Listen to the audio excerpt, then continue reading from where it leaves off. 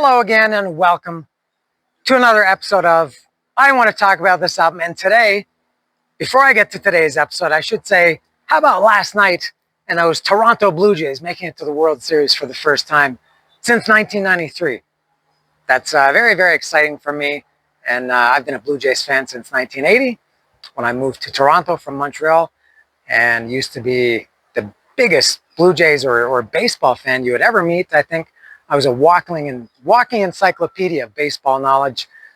I'm not quite that anymore, but I do still love baseball and the Toronto Blue Jays.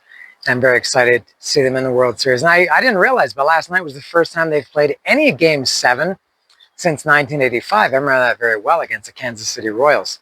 They lost that game. So very exciting for the Toronto Blue Jays. Now, getting to today's episode, I called an audible. I got up to the line of scrimmage, looked at the defense, didn't like what I saw. Some might say defense. I say defense.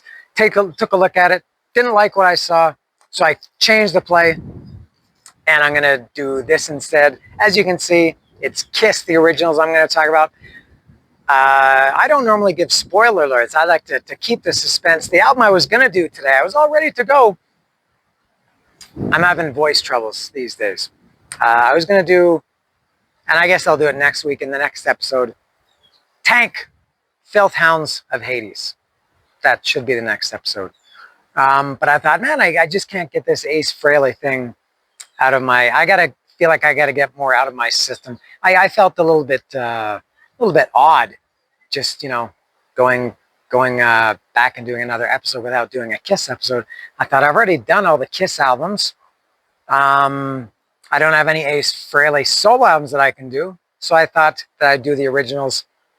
And I know I did. I went back and I checked. It was episode 20 in 2022. It was quite a long time ago I did it. So I'm due again for the originals. And that's what I'm going to talk about today. And I will show it. I'm very happy to have this. I could have chosen Alive or anything else, any Kiss record.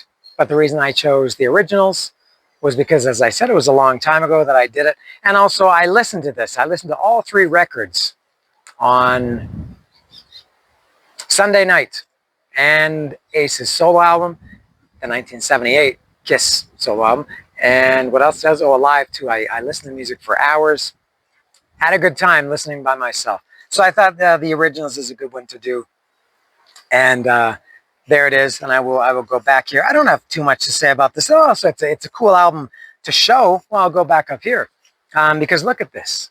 All right, there it is. So if you don't know, obviously you know, because if you're a Kiss fan, you know this and you're watching it. Because you're a Kiss fan, there's the back. So it's the original three albums that were re-released after the success of, did it come out after Alive or after Destroyer? I can't remember. At some point it came out. And it was the three albums, the three first albums, original albums, repackaged to cash in on Kiss's success after Alive. And it's a beautiful, very, very cool set. I got this at El Chopo a few years ago, and I was very happy to have it. It's the only time I've ever seen it, and I did get it. And I'd seen it before, and I passed on it. Saw it, I think, again the next time, passed on it. And then someone, I don't know if it was Damien, hello Damien, if you're watching, or somebody was saying, nah, man, you should get it. So I did get it, and I'll show it here. So here it is, a gatefold, and let me make sure. All right, so there's the gatefold, and there's replica paper covers of each of the. This is kind of hard to manipulate. Replica covers, paper covers of each of the first three albums. There, the first one, and it's got everything on the back. And then, was I missing anything in there? No, that was it. And then, forgive me as I dip out of sight. There's Hotter Than Hell, front and back. And these are all the, I don't know what you call these, the desert labels of the Casablanca logo or label. Always loved it. Sometimes some of them were in purple. I was like the desert one. I thought that was cooler looking. And there's Dressed to Kill. Remember, there's the Dressed to Kill box set coming out shortly, which is really more of an Alive box set, I think, for most people. There's the front, and there's the back. And then the cool thing about this record, this package, is the extras that come with it. And sorry, I'm down here. The one that I got, it is complete except for the stickers. It didn't have the stickers, but it did have the card set, which is really bad. So it's got those cards, and on the back, some of these descriptions are really bad. Gene Simmons was known as the vampire. It says his height to the top of his hair is 8 feet 3 inches. The length of his tongue is 7 inches. The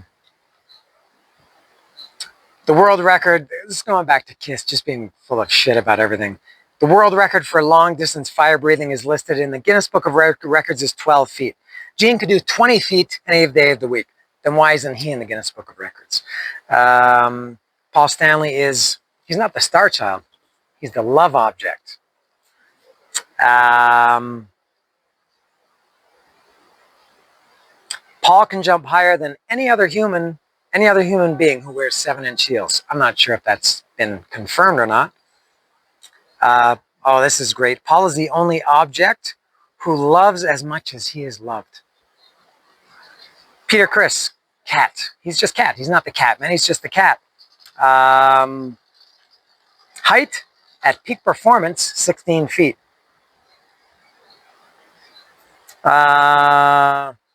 Peter is the only member of the feline family with any kind of rhythm. All right, and Ace is Space Ace. What does this say about Ace?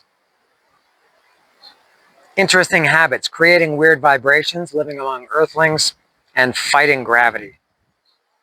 Ace wears special magnetized shoes to keep him earthbound. Ace is the only creature from another planet. Whoever made it to superstar. I don't think that's true. Yeah, some things about the Kiss Army. Anyway, so those, I'm not going to cut them. I guess you're supposed to. That's probably why the stickers don't come with the set, because everybody who bought this album when it came out, they would have put the stickers somewhere. I'm surprised. It's probably hard to find one with the cards in it, because as I said, I would imagine most kids back then would have cut the cards out. What else have we got? All right, we got this. I guess this shows that it's a Japanese version. I looked on the back of it. It doesn't say anything about being Japanese, but it's VIP 5501 is I guess that's the serial number, and it's got the lyrics, which is kind of interesting because the original albums didn't have the lyrics. Oh, this came out after Rock and Roll Over, because that's the last album shown. Whoops, it's getting a little bit breezy. Whoops, oh, my Kiss cards are flying away. I don't want them to go anywhere. All right, let me, oh, this is terrible. Yeah, so this is in Japanese. And all the lyrics, it's quite windy. All the lyrics are also in Japanese, and this write-up is in Japanese, and there it is. There's Come On and Love Me, just because it's easy to show. All right, and then this is the cool thing about it, I guess. This nice, great book with lots of text and images. I can't really show because it's so windy, but you get the idea. You know what these things look like. It's a very cool set. And as I said, I'm very happy that I have it. There it is. I can't really do too much here. All right, let me put these over here so they don't blow away. All right, now I will, and I'll try to keep this. I'm going to go through. You're getting your money's worth today because I'm going to do 3 albums. All right, so going through this, and I won't go in as in-depth as I normally would, but I don't need to take it out because there's the track listing of each one. So, the first album, I think I talked about this. I assume I talked about it when I did. I want to talk about this album featuring the first album. It has some of obviously it's their signature album in terms of songs. The classics on there, Deuce, and that they played for really their whole career. Deuce, Cold Gin, Black Diamond, Strutter. They didn't always play Strutter. Firehouse, yeah. Yeah, great songs, but as is the case with pretty much all three of these albums, they didn't sound the best. And I'll say it for the millionth time: all of the versions that are on these three albums that appear on Alive, the live versions are infinitely better. There's not one exception to that rule. There's not one Alive song whose studio version that I prefer over the live version. All right, so the first one is Strutter, and it's okay. I feel like this album kind of lacks some energy. There's a couple of songs that kind of seem a little bit kind of lethargic, maybe. They just don't have that energy like they did on the first album. If I had heard these three albums, before I'd ever heard Alive, I would maybe have a different opinion on the studio albums and Alive. Next is Nothing to Lose. Man, Nothing to Lose on Alive is one of my favorite Kiss tracks ever. Peter Criss just wails. But this is Peter Criss's song, especially, he's singing the, I was going to say especially the live version, of course, but he's singing those kind of the leads during the chorus. I love it. Firehouse is another one that's a little plodding. That's the word, I guess I should say. It's a little bit low energy and plods a little bit on this album. Cold Gin is maybe the one more than any of these any of the songs on this record, that I'm the most tired of. I think Cold Gin. Let Me Know is the opposite. Let Me Know is easily my favorite song on this record, probably because it was not on the first record. It will be on the box set. And so I never had a chance to hear this live. It was on that You Wanted the Best compilation album that came out in '96. And it was a live version. It wasn't a live, but they claimed that it was from 1975, an outtake from Live. Bullshit. It was clearly recorded by, at that time in 1995. But yeah, Let Me Know, easily my favorite song on here. Maybe because I never had a chance to hear a live version of it. Side 2 is Kissin' Time. I feel like a lot of people probably don't like Kissin' Time. I love it. I think it fits the album very, very well. It fits the spirit of the album. It fits the spirit of Kiss. To me, it sounds like a Kiss song. It doesn't sound like a cover. Next is Deuce. Strange placement of Deuce. I think on the original record, Kissin' Time was not on it. So Deuce would have opened the second side, which seems much more appropriate. Deuce is the first Kiss song I ever heard. Obviously, the version on Alive. And it will always have a very special place for me. Love Theme from Kiss. That was originally called Acrobat. As far as instrumentals go, I love it. I think Love Theme from Kiss is excellent.